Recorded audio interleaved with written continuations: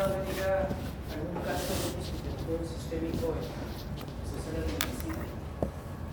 ¿Sí? ¿Me va a ver? ¿En qué etapas se ha encontrado? ¿Con alguna complicación? ¿Con un paciente diagnóstico? Falla renal. Falla renal. Falla renal. Pero algunos que hayan visto de repente con diagnóstico reciente, no, casi todos ya están con tratamiento. ¿En qué tratamiento han estado? Metotrexato, prednisona, metotrexato, hidroxicloroquina. Muy bien.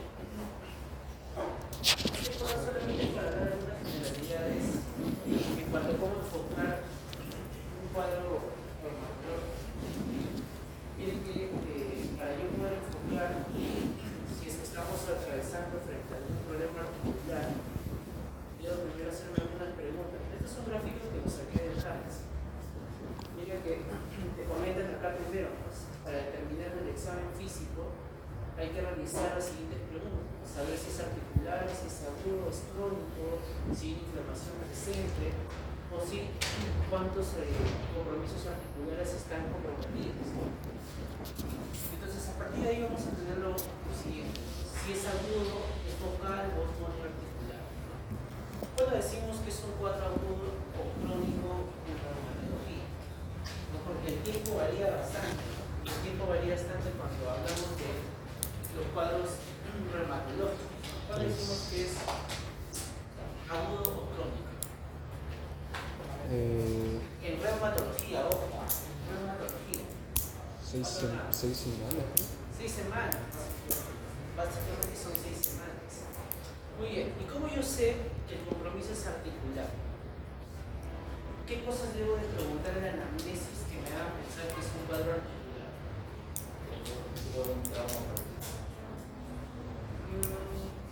No. ¿Cómo están haciendo ustedes la historia clínica del paciente? A ver, ya están. ¿Cómo hacen la historia clínica del paciente reumatológico? ¿Qué es lo que preguntan? ¿Desde cuándo? ¿Desde cuándo? No, esa es la idea. ¿Desde cuándo? La idea es que sepas preguntar cómo llegar al diagnóstico. ¿Desde cuándo? Esto básicamente es acerca de eso. Te enseña de cómo puedes llegar al diagnóstico reumatológico. Muy bien, de todos sabemos que el hueso no duele, ¿cierto? No duele el hueso, lo que duele es el periósteo. Es el periósteo. Entonces, en el compromiso reumatológico básicamente no vamos a ver dolor óseo, sino dolor articular. Y acuérdense que los dolores articulares se expresan mediante ¿qué? Mediante los movimientos articulares funcionales, ¿no? ¿Cuáles son los movimientos articulares funcionales? Coger, ¿Cómo? flexión, extensión, reducción. ¿Cuál es otra? Aducción, abducción. Abducción, extensión. ¿Y cuál más? Rotación, ¿no? Pronación. Muy bien, entonces esa es una forma de evaluar el compromiso reumatológico. No es tanto señor, le ve acá el brazo, le ve los dedos. Tienes que saber preguntar en función al movimiento fisiológico que presenta dicha articulación. Muy bien, lo siguiente que te pregunta es si es agudo o crónico. Ya sabemos que el punto de corte es de 6 semanas.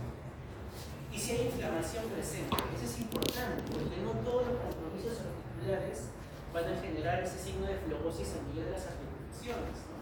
Hay ciertos compromisos que no van a generar eso, o hay patologías reumatológicas que no van a hacer inflamación articular, como es justo el que tenemos que es el lupus. El lupus no suele generar tanta inflamación articular, básicamente solamente se manifiesta con artralgias. ¿A diferencia de cuál?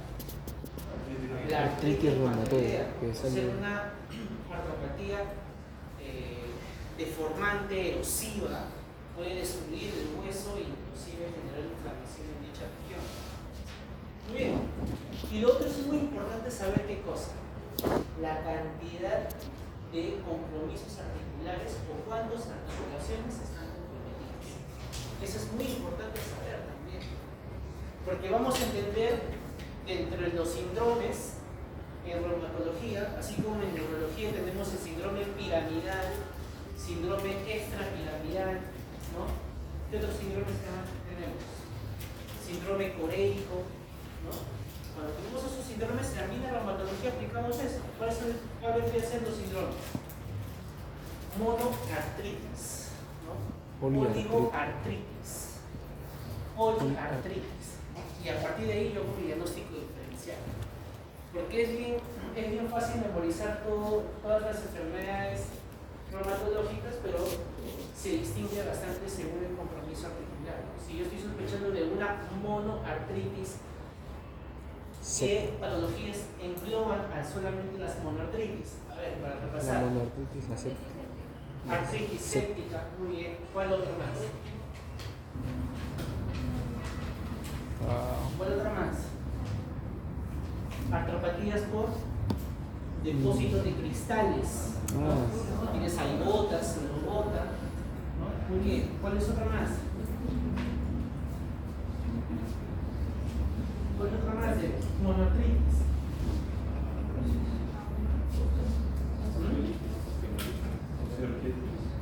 Osteoartritis, no, la osteoartritis debe ser poliartritis.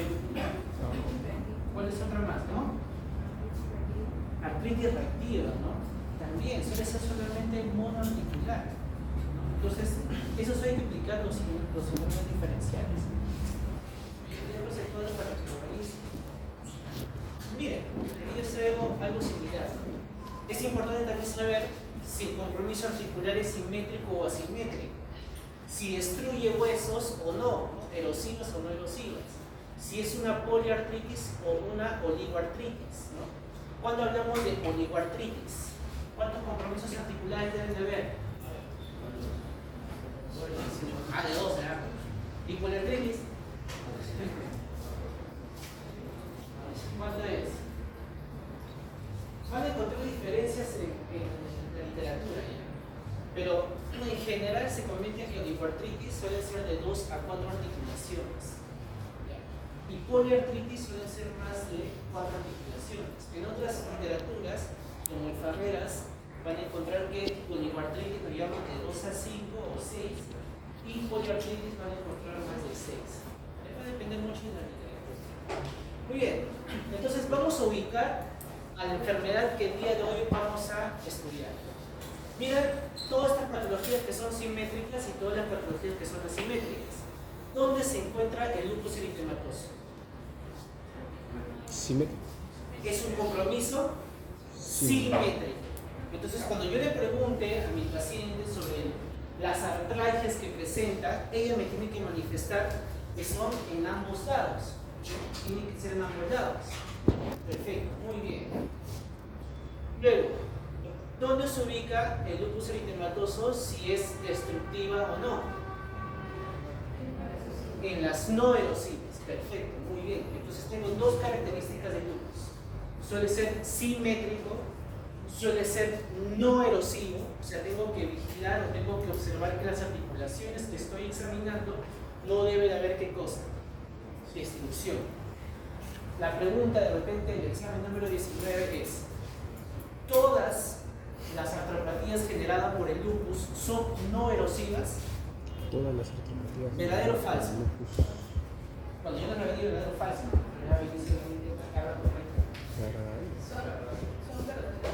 verdadero. ¿Qué dice? A ver. Todas son no erosivas. Todo compromiso articular. Claro, porque estamos viendo, mira, que el lupus suele ser no erosivo. Entonces, la pregunta del examen sería: ¿y todas las patologías articulares producidas por el lupus eritematoso suelen ser no erosivas? ¿Todas? A ver. ¿Qué dice para ti? A ver. ¿Cuál es la pregunta adicional? ¿Qué dice? La respuesta es no. ¿Por qué? Existe una manifestación articular del lupus eritematoso que lamentablemente sí es erosivo. ¿Y cómo se le llama a esta manifestación articular? A ver, ¿quién sabe?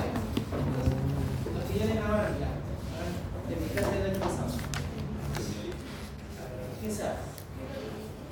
¿Cómo se llama? Sí. Artropatía de Yakult, ¿no? artropatía de Yacoub, ¿no? Artropatía de Yacoub, que tiene casi las mismas características que una mano reumatoidea. Suelen ser las mismas características. ¿Ya? Muy bien, artropatía de Yacoub. Muy bien. Ahora vamos con el número de compromisos articulares, ¿no? Poliartritis, poliartritis. ¿Dónde se ubica el lupus eritematoso? ¿Dónde se ubica? Poliartritis. Entonces tenemos ya tres características: simétrica, no erosiva y es una poliartritis. Poliartritis. Muy bien. El lupus eritematoso no suele ser un compromiso de afectación axial. ¿Qué quiere decir afectación axial? ¿Qué quiere decir afectación axial? Ahí está, ¿no? Compromiso básicamente central, ¿no? De la columna vertebral. Nunca vas a encontrar un paciente con lupus eritematoso con compromiso articular, compromiso vertebral. Así que no se te ocurra decirle, no, si tienes lupus porque te duele la espalda. Eso jamás va a existir. El lupus no suele ser un compromiso vertebral, ¿ya? A diferencia de qué? Las artritis seronegativas, ¿no? ¿Han escuchado de las artritis seronegativas? ¿Por qué se le dice artritis seronegativas? Su mismo nombre lo dice, seronegativas. ¿Porque tiene un cero? No. Seronegativas quiere decir porque todos los marcadores inflamatorios reumatológicos suelen ser negativos. Llámese qué cosa: factor reumatoideo, ANA, anti-CCCP, perfil ENA. Todos esos marcadores que ustedes conocen van a salir negativos. Por eso se le conoce como artropatías o artritis seronegativas. ¿Ya? Artritis seronegativas. ¿Y cuál tenemos? ¿Qué enfermedades tenemos en las artritis seronegativas? Uno de esos, espondilitis anquilosante, ¿no? Espondilitis anquilosante. ¿Qué consiste en espondilitis anquilosante? Es una enfermedad donde compromete la columna vertebral y lo rectifica. El paciente totalmente pierde ¿qué cosa? La lordosis y la sifosis fisiológica. O sea, la región cervical, ¿qué curvatura fisiológica tiene?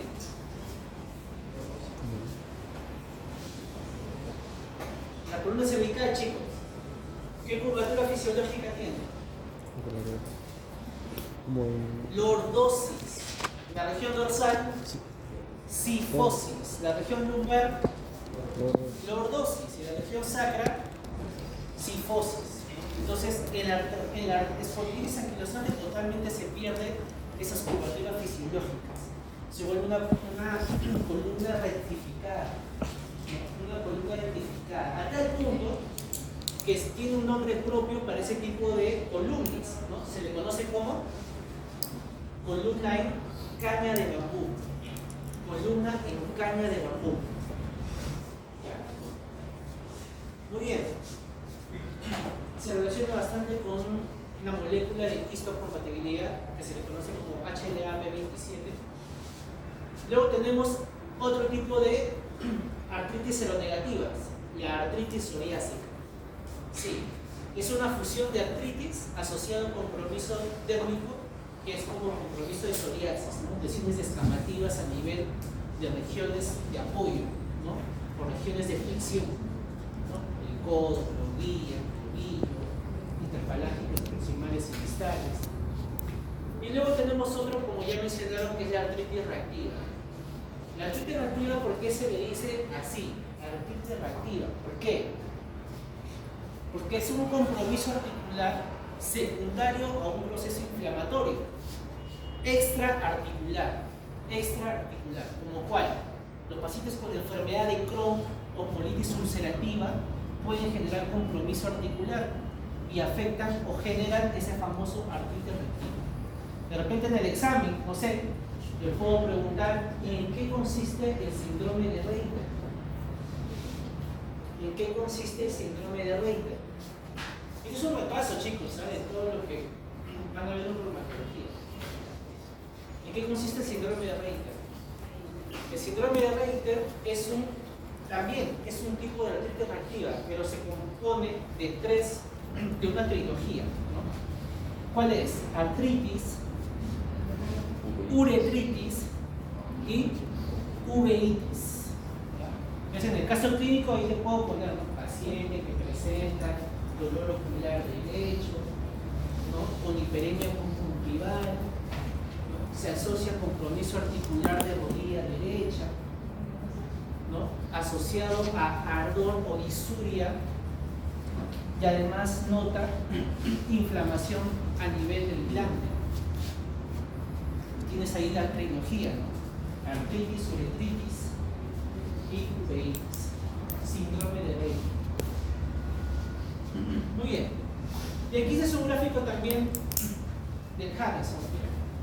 Mira el compromiso, porque lo que más ustedes van a visualizar en reumatología siempre dicen que es la enfermedad de la pedida de mano, del novio.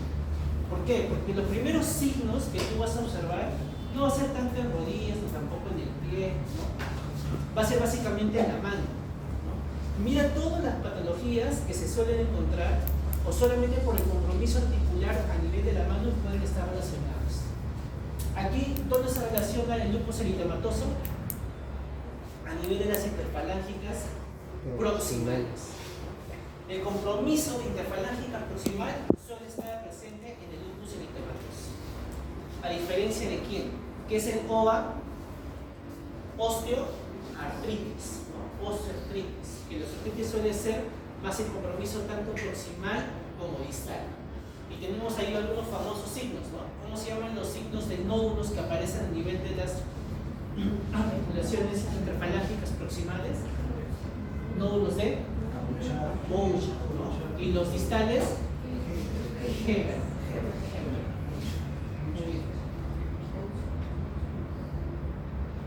Muy bien, por otro lado también es imprescindible que ustedes conozcan qué es el ano.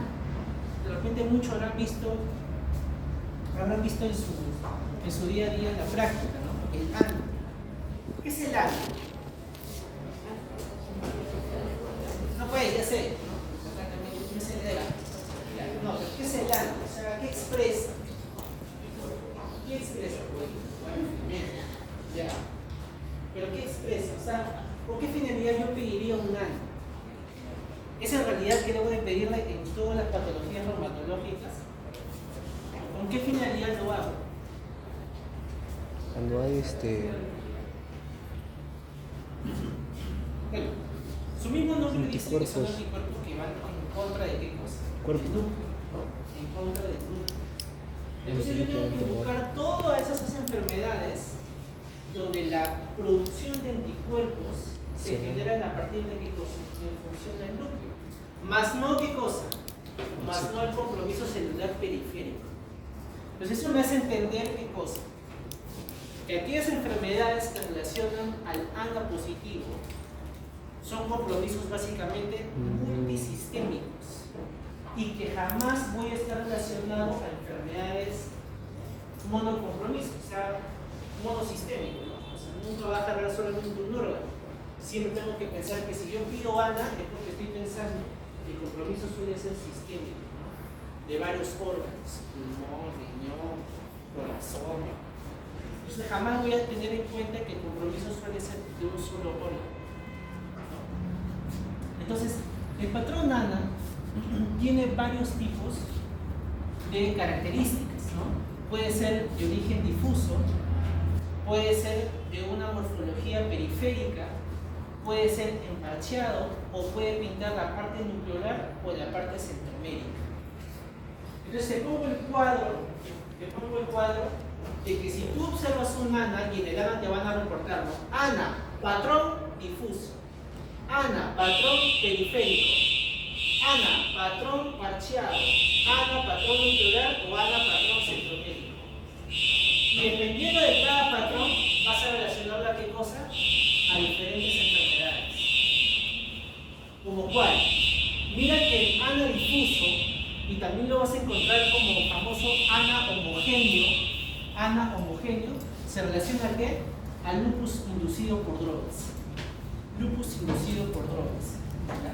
Y este ANA difuso o ANA homogéneo, ¿sabes en quién lo vas a encontrar?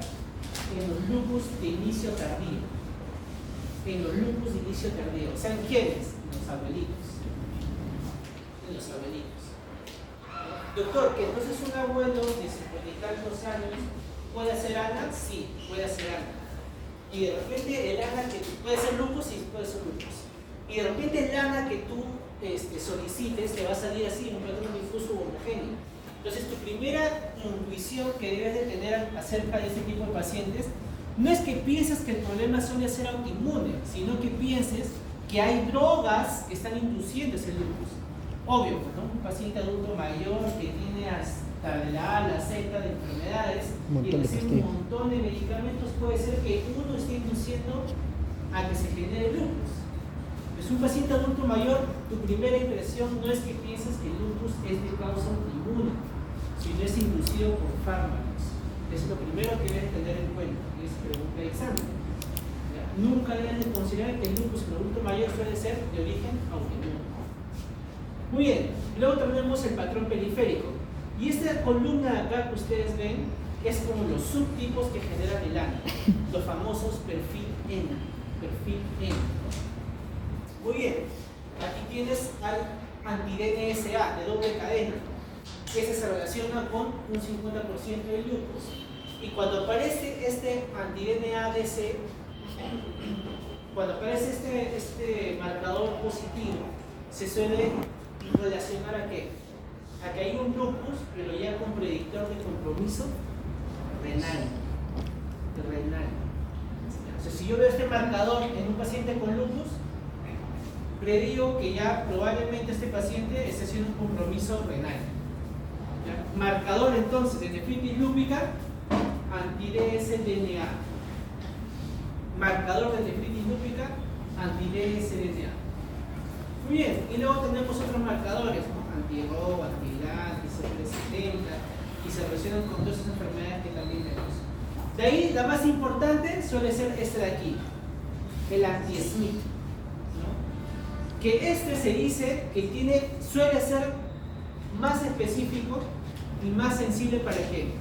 Para el lupus eritematoso. Lupus eritematoso. Muy bien.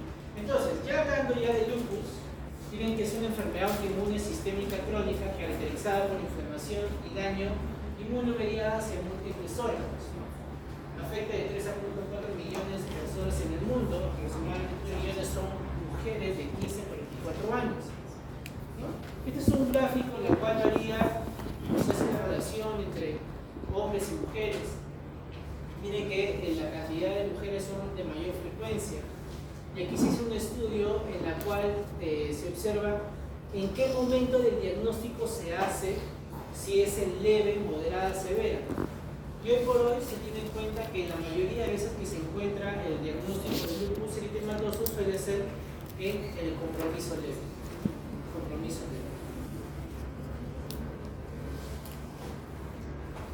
Muy bien. Se ha asociado factores genéticos y factores sociales y ambientales para generar el lupus eritematoso. Miren que este artículo acá también nos habla de una susceptibilidad de factores que pueden generar el lupus, ¿no? Porque hay ciertos marcadores, pero de los cuales yo me voy a preguntar en el examen cuáles son. Por decir, en los factores ambientales suelen haber fármacos relacionados que inducen el lupus. Y esa es pregunta de examen, ¿no? ¿Qué fármacos son los que se relacionan a la inducción del lupus? ¿Y cuáles son? Hidralazina, propainamida y minocyclina. ¿Cuáles más se asocian al lupus inducido?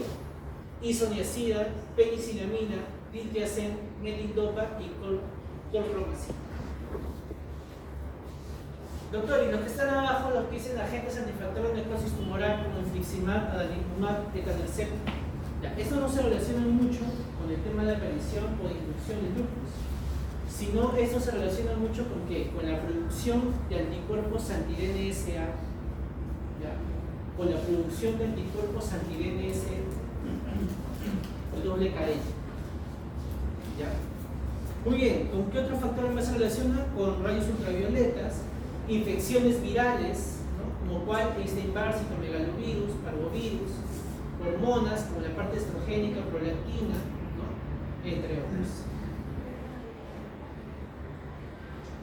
Y dentro de la fisiopatología vamos a ver que el lupus, por ser una enfermedad autoinmune, se relaciona bastante interesante tocando una respuesta innata como celular. ¿Ya? Es una respuesta innata y también celular. Aquí participan no solamente células dendríticas granocitoides, que se encargan bastante de la fabricación de interferón gamma, y este interferón gamma es el responsable de ¿qué? De la producción de anticuerpos, ¿no? De autoanticuerpos. También la presentación de neutrófilos, macrófagos, en los cuales estos van a participar en una disfunción fagocitaria. Disfunción fagocitaria. ¿Esto qué quiere decir? Cuando el autoanticuerpo empieza a atacar algunas células del mismo organismo, van a generar apoptosis. Entonces se supone que toda célula destruida, ¿cuál es la célula que se va a encargar de barrer esas células detritus, ¿no? O esos desechos celulares? ¿Quién se va a encargar de eso? Los macrófagos. Pero lamentablemente, como hay una disfunción macrofágica, no se va a ceder en eso. Entonces los detritus que van a dejar por el compromiso de los autoanticuerpos van a generar que se produzcan mayor autoanticuerpos y eso va a generar mayor compromiso sistémico. Muy bien, en cuanto a la clínica, vamos a ver que en el lupus eritematoso existe una fase preclínica. ¿Qué quiere decir una fase preclínica? ¿Qué quiere decir? En la fase preclínica, como ser una enfermedad autoinmune, si tú solicitas los marcadores autoinmunes en esta fase, vas a encontrar que no solamente el ANA va a estar positivo.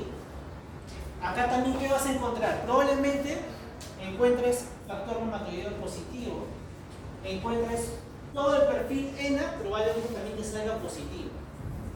Hasta el ANCA te puede salir positivo aquí. ¿Por qué? Porque en esta enfermedad, que es el lupus eritematoso, hace una respuesta hiperinflamatoria. Y por ser una respuesta hiperinflamatoria autoinmune, esta va a hacer que se crea una cadena inmensa de ¿qué? De autoanticuerpos. Por eso que en esa fase tú puedes encontrar todos los marcadores autoinmunes positivos. Y ahí es donde va a generar la confusión. Vas a pensar, oye, este paciente tiene lupus, Sjögren, tiene dermatomiositis, tiene esclerodermia. Vas a pensar en todas las enfermedades. Entonces, luego de un tiempo, aproximadamente 1 a 2 meses, esos marcadores empiezan a seleccionarse. Ya empiezan a disminuir los que no pertenecen a la enfermedad. Ojo que no solamente esto sucede en el lupus eritematoso, suele suceder en casi todas las enfermedades autoinmunes. Pero por eso existe esa fase preclínica, entender que en esa fase preclínica pueden aparecer casi todos los marcadores autoinmunes positivos. Muy bien. Ahora, debo de entender también que en la fase clínica del lupus eritematoso suele haber periodos de regresión, ¿no? O sea, suele haber periodos en que haya compromiso o manifestaciones articulares con otros órganos, pero que luego van a responder muy bien al fármaco, ¿no? Que tú selecciones. Pero lamentablemente va a existir recaídas por ser un paciente inmunodeprimido, ¿no? Y puede haber recaídas.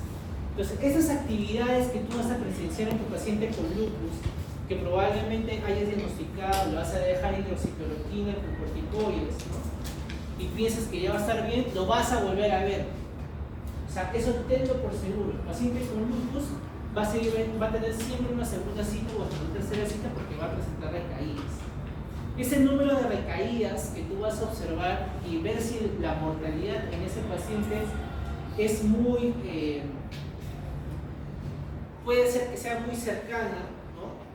Lo vas a medir con este marcador o con este score, el SLICC-ACR, que básicamente nos dice como un marcador de daño en el lupus eritematoso. Cada cuánto tiempo se va a empezar a comprometer los órganos en ese paciente. Suele ser toda esa lista. Ahí está toda esa lista. ¿Ya? Y con eso vas evaluando a tu paciente con lupus eritematoso para saber qué tanto cada cierto tiempo va generando compromiso en otros órganos. Muy bien. Dentro de lo más importante del lupus eritematoso que te voy a preguntar es este cuadro de acá. Este cuadro de acá. Siempre he preguntado este cuadro acerca del porcentaje de explicación de los síntomas y signos. De estos, ustedes me pueden decir cuál es el más frecuente. ¿Cuál es la manifestación más frecuente del lupus eritematoso? Artritis, en un 69%. Segundo, aquí yo lo he añadido, que suele ser alopecia, ¿no? En 52%. Rash malar en un 40%, fiebre en 36%, y así sucesivamente. Pero ojo que toda patología autoinmune, lamentablemente, tú no vas a hacer el diagnóstico al inicio. Ojo. O sea, no siempre cuando pienses o sospechas en un paciente con lupus eritematoso, no pienses que lo vas a encontrar así, florido, como el libro. No pienses que va a venir con su rash malar, ¿no? Va a venir con su calvicie acá. No, así no te va a venir. Porque cuando le preguntes las manifestaciones de este paciente con lupus, normalmente, ¿qué te va a decir? Manifestaciones sistémicas. Y eso suele ocurrir en todos los pacientes autoinmunes. ¿Ya? En todos los pacientes autoinmunes siempre prevalece ¿qué cosa? Las manifestaciones sistémicas. ¿Y cómo son las manifestaciones sistémicas? Fiebres esporádicas, malestar general, astenia, pérdida de peso. Entonces, en estos pacientes tú primero vas a observar esas manifestaciones. No vas a encontrar una manifestación típica de lupus. ¿Ya? Muy bien. ¿Qué otras manifestaciones más debes de ver? Trombocitopenia. Trombocitopenia. Es lo que también debe llamarte la atención. Linfadenopatía no suele ser muy frecuente en lupus, pero está dentro de la clasificación o está dentro del cuadro para saber manifestaciones sistémicas. Muy bien. Entonces, como les comenté, las manifestaciones sistémicas suelen ser casi en un 70%, donde se expresa qué cosa: astenia, fiebre, anorexia, hepatitis, esplenomegalia, pérdida de peso. Pero el compromiso músculo-esquelético está aproximadamente en un 85%. Entonces era lo mismo que hemos manifestado, ¿no? Que suele ser simétrica, no erosivas, poliarticular, pero miren, cuando hace un compromiso erosivo o destructivo, hace esta artropatía, la artropatía de Yakut. Y como ya habrán visto en la artritis reumatoidea, ¿no? Hay ciertas manifestaciones similares, ¿no? Mira, por decir, este dedo de aquí, ¿qué tipo de morfología tiene si fuera artritis reumatoidea? Cuello un ganso, ¿no? Cuello de cisne. El cuello de cisne, ¿cómo que cuello de ganso? No me inventes, sí, cuidado, cuidado. ¿Ya? Cuello de cisne. Y este de aquí, Ah, me parece que tuviera una morfología en Z, ¿no? Pareciera, no es tan efectivo, ¿no? Pero estos tipos de patologías o este tipo de manifestaciones se asimilan o se asemejan mucho al tema de una artritis reumatoidea. Entonces, si yo les preguntara, les pongo cuál es la artropatía erosiva en el lupus eritematoso, ¿cuál es? Artropatía de Yakut. Muy bien. Manifestaciones clínicas dermatológicas, cutáneas, en un 70%. Tenemos algunas lesiones inespecíficas, ¿no? Como alopecia difusa, no cicatricial, aftas orales. Siempre hay que revisar en un paciente con lupus eritematoso, siempre hay que revisar la mucosa oral. Estos pacientes suelen presentar aftas orales o úlceras orales. Siempre revisen la cavidad oral en un paciente con sospecha de lupus eritematoso. ¿Ya? No solamente la región oral, sino también la región nasofaríngea. Puede haber fotosensibilidad. Ojo, fotosensibilidad. ¿Y qué quiere decir? ¿Cuál sería la diferencia de la fotosensibilidad con el rash malar? Ambos van a hacer enrojecimiento de cara. ¿Dónde sale la exposición al ¿Pero sol? cuál va a ser la diferencia de ellos? A la exposición del sol. ¿Cómo? No, pero Con la exposición, ¿cuál es la diferencia de rash malar con la Con la exposición al sol, ¿no? No, está más que dicho. Con la exposición al sol, se manifiesta. Exacto, ¿no? La fotosensibilidad se va a expresar frente a la exposición misma del sol. El rash malar lo vas a encontrar independientemente si tienes exposición al sol o no. ¿Ya? Así que eso hay que tomarlo en cuenta. Muy bien. Luego, ¿cuál tenemos? Tenemos otras presentaciones, como es el lupus eritematoso cutáneo agudo, el subagudo y el crónico, ¿no?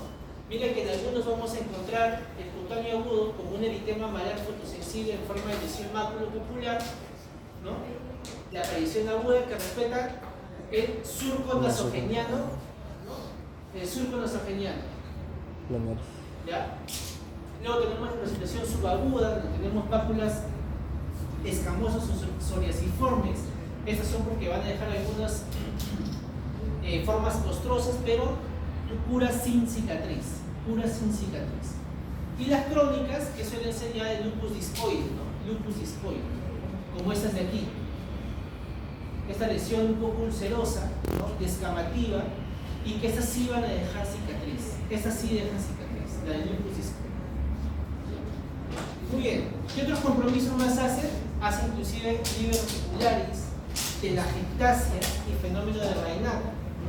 Fenómeno de Raynaud. Y a nivel ocular va a ser el famoso epiescleritis, ¿no? Epiescleritis, o también llamado síndrome de ojo seco.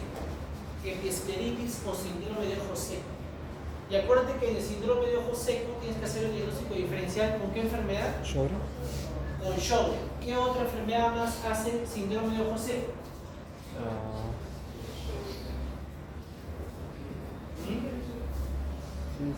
¿Qué otra enfermedad hace síndrome de ojo seco? Y eso es lo que hace la diferencia en el paciente también con artritis reumatoidea. Ellos hacen epiescleritis posterior. Epiescleritis posterior. ¿Ya? Entonces, síndrome de ojo seco no es manifestación solo de Sjögren. También suele ser de lupus eritematoso y también de artritis reumatoidea. ¿Ya?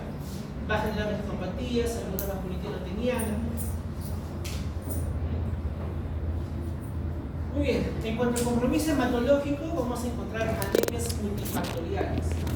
Y cuando yo me refiero a anemias multifactoriales, es que puede ser una anemia inflamatoria o una anemia carencial, ¿no? Anemia inflamatoria o anemia carencial, ¿no? Mira que puede ser también hasta una anemia hemolítica autoinmune, ¿no? Y en estos pacientes hay que dosar de todas maneras vitamina B12, ácido fólico, hierro. Pueden presentar también leucopenia, hasta linfopenia, pueden generar trombocitopenia, inclusive con riesgo de sangrado espontáneo. Y cuando este se relaciona a una anemia hemolítica autoinmune con una trombocitopenia, tiene un síndrome en particular, ¿no? ¿Cómo se conoce eso? Síndrome de Evans, ¿no? Síndrome de Evans, anemia hemolítica asociada a trombocitopenia. Muy bien, y luego puede hacer compromiso también de cerosis, ¿no? Esos pacientes son los llamados que hacen serositis. ¿Por qué se le conoce que hace serositis? Porque puede hacer compromiso de espacios fisiológicos, ¿no? Como cuál, el peritoneo, pleura, pericardio, ¿no? Y esos pacientes pueden ser derrame pericárdico, derrame pleural, ascitis. Miren que estos compromisos suelen ser un 40%. Y luego otro viene de ser compromiso pulmonar. Ojo que el compromiso pulmonar en lupus eritematoso no suele ser frecuente. No es frecuente el compromiso pulmonar en lupus eritematoso. Pero si se llega a observar o si llega a presentarse el compromiso pulmonar, hace una enfermedad pulmonar intersticial difusa, llamado patrón de New o patrón de neumonía intersticial usual. Neumonía intersticial usual. ¿Cómo se expresa la neumonía intersticial usual en el paciente con lupus eritematoso? Con esta de aquí, con estas lesiones. A ver, ustedes que llevan un neuro, ¿cómo se llaman estas lesiones? Panal de abeja. Panal de abeja. Es el patrón New. Si algo tengo que sospechar del compromiso pulmonar en lupus eritematoso es porque hace el patrón New. Luego, en casos severos suele ser la hemorragia alveolar, ¿no? Es el compromiso intersticial difuso bilateral, ¿no? Hiperdenso, ¿no? Hiperdenso, bilateral, que se acompaña bastante con hemoptisis, ¿no? Hemoptisis. Luego vienen las manifestaciones neurológicas, pueden presentarse cefalea o alguna disfunción cognitiva leve, hasta inclusive los pacientes con lupus pueden hacer compromiso neuropsiquiátrico. Neuropsiquiátrico, el paciente puede presentar hasta psicosis, ya pueden presentar también En algunos casos se ha visto que también se puede acompañar con signos de depresión, ansiedad, pero básicamente esos pacientes cursan con psicosis. Y se ha visto que el tratamiento inicial de esos pacientes para el lupus responde muy bien al tema neuropsiquiátrico. ¿Ya? Responden muy bien. Es casi similar a qué cosa? Al hipotiroidismo.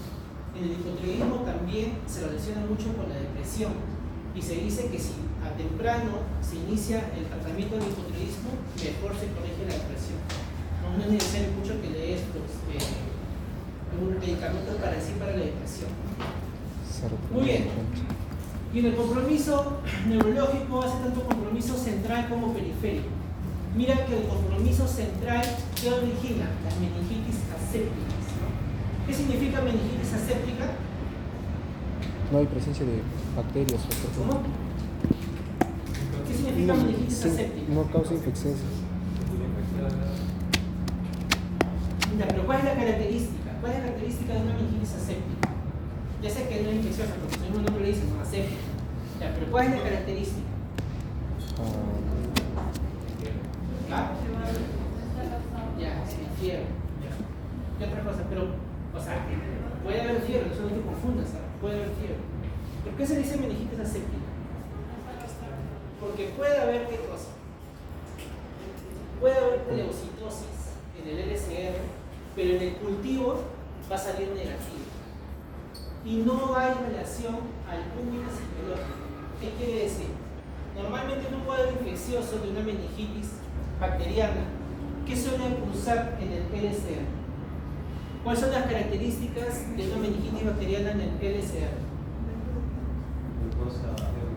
Depende Ya, muy bien. si es bacteriana. ¿Qué más? Hiperproteinorraquia.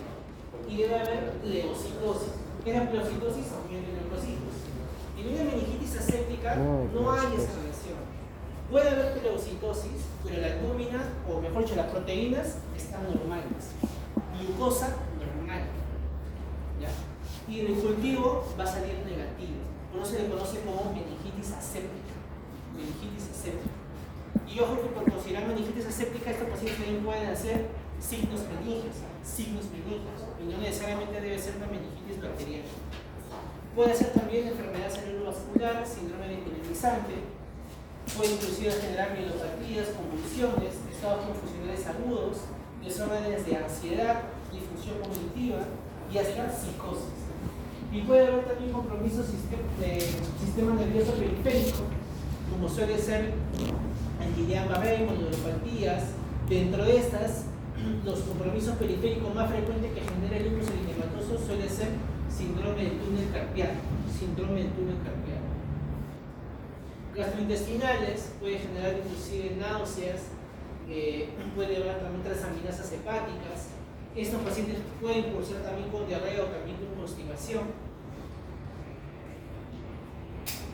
Y luego tenemos por último a los compromisos renales, ¿no? Que ustedes tanto ven, ¿no?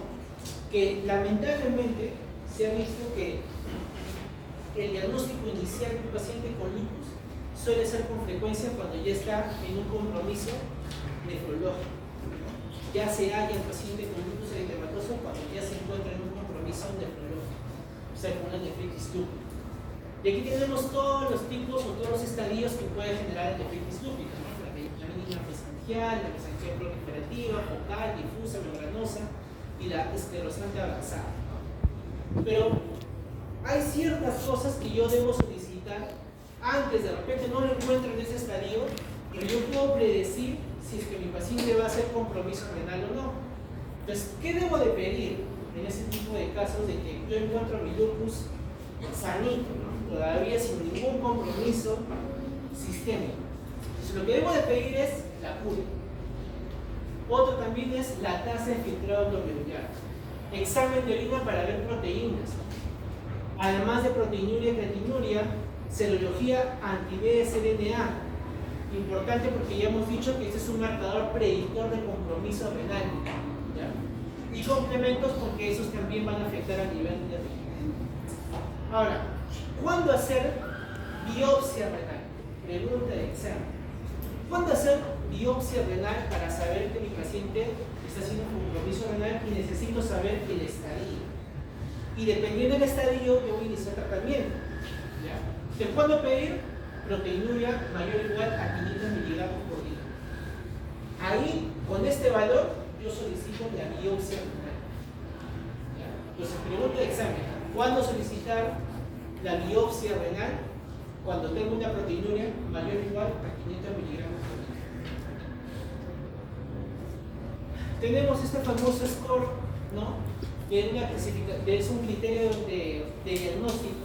Pero acuérdense que los criterios diagnósticos en reumatología no es porque si se cumple todo esto, es que sí o sí tenga el diagnóstico del lupus eritematoso. Los criterios diagnósticos en reumatología se han hecho en base a qué? A estudios de una población con síntomas y signos frecuentes. Pero no quiere decir que eso, o sea, en parte a una forma global a todos los pacientes. Porque hay pacientes que tú vas a encontrar que por más que tú le hagas todo este score, casi algunos no te van a cumplir la mayoría y al final sigue siendo un lupus eritematoso. En los criterios diagnósticos del EULAR no suelen ser diagnósticos definitivos, solamente es una presunción o de repente una ayuda, una parte colaborativa que te hace pensar en lupus eritematoso. Pero no lo debes considerar como criterio diagnóstico definitivo, ¿no? Entonces, más o menos, ¿en qué te puede ayudar? Si yo tengo un ANA positivo mayor o igual a 1/80.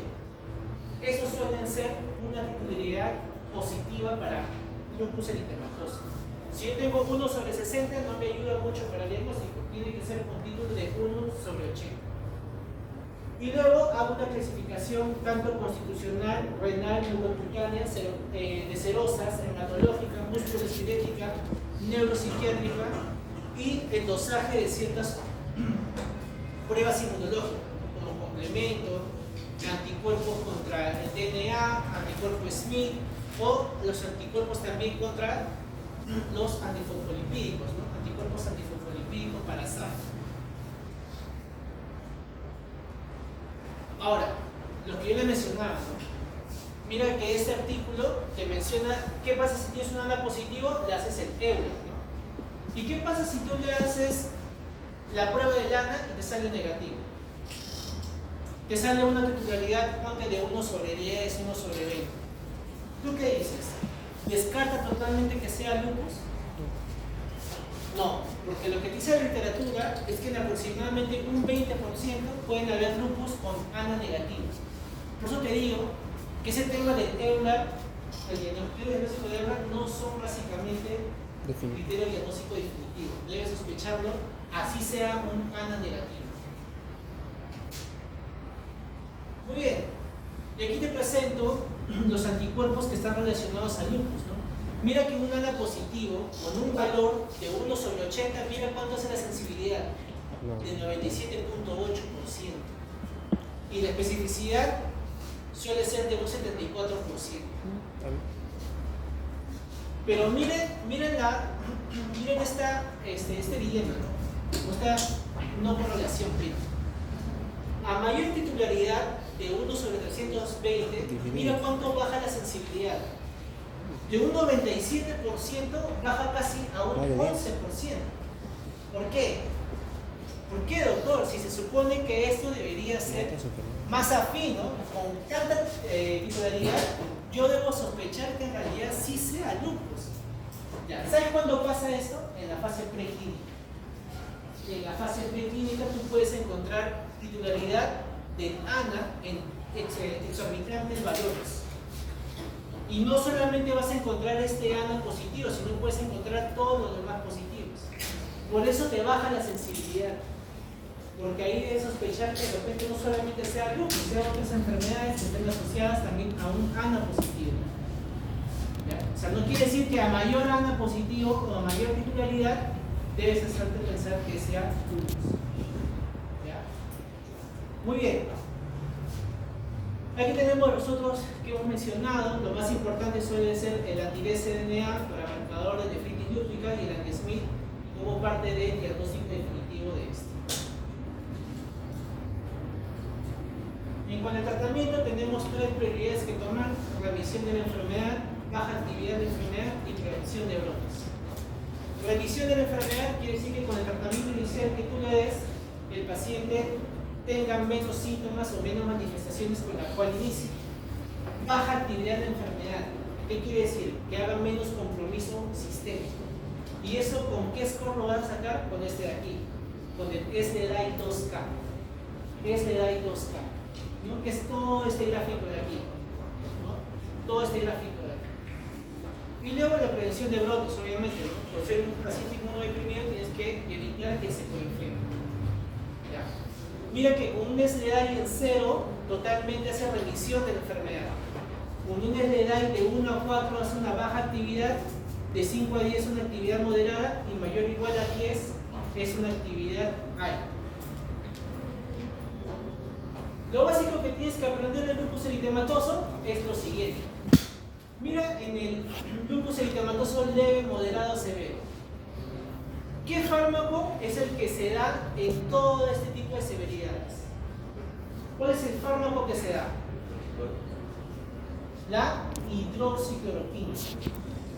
O sea, así sea leve, moderado o severo, el tratamiento inicial de base siempre va a ser la hidroxicloroquina, salvo tenga algunas contraindicaciones. ¿Como cuál? ¿En qué casos estaría contraindicado la hidroxicloroquina? Y no me digas que sea alérgico, eso es obvio. Pero en qué otros casos yo tendría como contraindicación el inicio de hidroxicloroquina. A ver. No se me ocurre. Chicos, ustedes han visto dónde es el lupus, ya estoy experto en lupus. A ver, ¿cuál sería la única contraindicación? O bueno, una de las contraindicaciones más importantes. La retinopatía. Compromiso ocular, ya sea retiniano, tiene que haber contraindicación para la hidroxicloroquina porque estos pueden generar compromiso retiniano. Y ahí vamos a encontrar un signo llamado el signo del ojo de buey. Que vamos a ver en un momento. Muy bien, entonces el fármaco que sí o sí debe haber en todos los casos suele ser la hidroxicloroquina. ¿Y quién más? El glucocorticoide. Y ojo que al inicio del corticoide debes iniciar con una dosis moderadamente agresiva, no en dosis de pulsos, pero sí en una dosis moderadamente agresiva. ¿Hasta cuánto? 50 miligramos al día. Y luego vas a ir reduciendo conforme va pasando el tiempo hasta que se mantenga en una dosis fisiológica. ¿Cuánto es la dosis fisiológica de prednisona? La cual yo con esta me voy a evitar en generar síndrome de Cushing, porque acuérdense que el prolongado tiempo de tomar corticoides me genera eso, síndrome de Cushing y demás, osteoporosis, ¿no? Entonces, ¿en qué caso o cuál es la dosis fisiológica en la cual yo sé que con eso no me va a generar un síndrome de Cushing o osteoporosis? ¿Qué es eso? 7.5. Bueno, la dosis fisiológica en sí es 7.5 miligramos al día. Esa es la dosis fisiológica. ¿Ya? Pero aquí, y dicen también en otros hospitales también, que la IOS de matriz ayuda a mantener en 5 miligramos. Y es mejor, ¿por qué? Porque en el mercado no vas a encontrar prednisona de 7.5 miligramos. Y los pacientes lamentablemente se olvidan, ¿no? Y a veces solamente toman una tableta y ya no quieren partir la pastilla, ¿no? Doctor, es muy chiquita. O ¿qué hago? Lo muerden, cuando lo muerde, muerde más de la mitad todavía y se pasan de la dosis. Entonces, a veces solamente se prefiere por comodidad solamente dejarle 5 miligramos y nada más. Muy bien. Luego vienen otros fármacos como metotrexate, acetioprina, micofenato mofetilo, y entre otros como el infliximab, que ya son terapias biológicas, ¿no? En las cuales ya estos se dan cuando el paciente no responde a su medicación inicial, ¿no? ¿Cuál es el objetivo? El objetivo es llevarlo a remisión. ¿Y remisión con qué lo mido? Con el SLEDAI que hemos visto. O sea, con un SLEDAI en 0. Entonces, para lograr esto, una vez que yo logro la remisión, o sea, un SLEDAI 0, la terapia que debe continuar el paciente es ¿con qué? Con hidroxicloroquina y con los glucocorticoides que lo ponen acá menor o igual a 5 miligramos por día. Ese es mi objetivo. llevarlo a una remisión completa. Ya, no puedo llevarlo a remisión completa, entonces llevarlo a una baja actividad. Y la baja actividad quiere decir un LDI menor o igual a 4. Pero fíjate que también sigue siendo hidroxicloroquina más glucocorticoide. Entonces, ¿cuál es la conclusión? Que así lo tengas en baja actividad o lo tengas en remisión, siempre debes de dejarlo con esos dos fármacos. No puedes dejarlo solamente con uno de ellos. Es necesario que tenga ambos medicamentos para mantener la baja actividad del lupus eritematoso. Muy bien, solamente como ya finalizar, compromiso de AINES, indicación de AINES cuando hay manifestaciones leves, cuando se indica bastante por el dolor, hidroxicloroquina, como he mencionado, hay que tener en cuenta que esto puede generar un compromiso ocular, que es el famoso ojo de buey, ¿no? Miren que el inicio es de 400 miligramos al día, aproximadamente durante el primer año, y posteriormente será 200 miligramos al día con tratamiento de mantenimiento cuando se consigue el control clínico. Glucocorticoides va a depender de la dosis, puede ser de 0.5 miligramos por kilo por día y luego se va reduciendo hasta menos de 7.5 miligramos al día, que es la dosis fisiológica. Inmunosupresores como el ciclofamida, micofenolato, azathioprino, metotrexate, en casos de lesle moderado con falta de respuesta a dosis bajas de los corticoides y los antipalúdicos que debería ser la hidroxicloroquina, ¿no? Y otras terapias biológicas como el rituximab, el nitumab. Aquí solamente es el cuadro que correspondiendo a cada hallazgo o cada característica de nefritis lúpica se deja un medicamento principal, ¿no? Miren que para las de cambios mínimos, el mensajeal mínimo, que dice acá, no precisa tratamiento. O sea, para ese compromiso de nefritis lúpico que solamente hace cambios mínimos, no precisa tratamiento. Pero cuando ya tiene un mensajeal proliferativo, ¿no? Eso ya viene a ser con prednisona, ¿no? 15 miligramos al día. Si no hay respuesta, yo ya con la terapia biológica. En la proliferativa focal, que es la 3, ya y junto con la 4, hago ya un tratamiento de inducción de mantenimiento. Miren que aquí uso la ciclofosfamida más metilprednisolona, ¿no? Y luego lo dejo con micofenato mofetilo más glucocorticoide. Luego continúo con en fase de mantenimiento con micofenato mofetilo más acitromicina por lo menos por 2 años. ¿No? En clase 5, básicamente voy a utilizar igual micofenato mofetilo más glucocorticoides. Y en clases avanzadas, lamentablemente el paciente llega a pasar a terapia de reemplazo. Muy bien, chicos, ¿alguna pregunta, algo? Esta clase básicamente va a venir por caso clínico, ¿ya? Va a venir el caso clínico, no va a venir el diagnóstico porque es demasiado fácil. Va a venir qué cosa, de repente en correlación con los exámenes de laboratorio, ¿no? La terapia que debe generarse de manera inicial y de repente alguna manifestación ahí que debería esperarse en ese paciente. ¿Ya? Bien, chicos.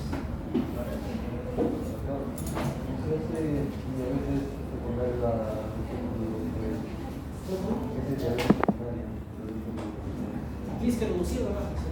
Es que ¿con cuánto de dosis de glucocorticoides estás hiperglicémico? ¿Con cuánto de dosis? ¿A partir de cuánto de glucocorticoides es hiperglicémico? Aproximadamente son de 20 miligramos para arriba. El paciente empieza a ser hiperglicémico, 20 miligramos al día. Con esa dosis de 7.5 jamás vas a hacer. Y acuérdate que en qué momento del día se dejan los corticoides. Porque hay un error muy común que dice, ¿no? Ya, toma corticoide después del almuerzo. Sí. O toma corticoide a las 8 de la mañana. Más copioso. Ya, acuérdate que el corticoide lo tienes que dar en base a qué cosa. Al ritmo circadiano. ¿En qué consiste el ritmo circadiano? Sueño vigilia. ¿Cómo se sueño inverso? ¿En qué momento se consiste el ritmo circadiano? ¿En qué momento? En la mayor fabricación de qué cosa? De cortisol y casi de todas las hormonas contrarreguladoras de la glucosa.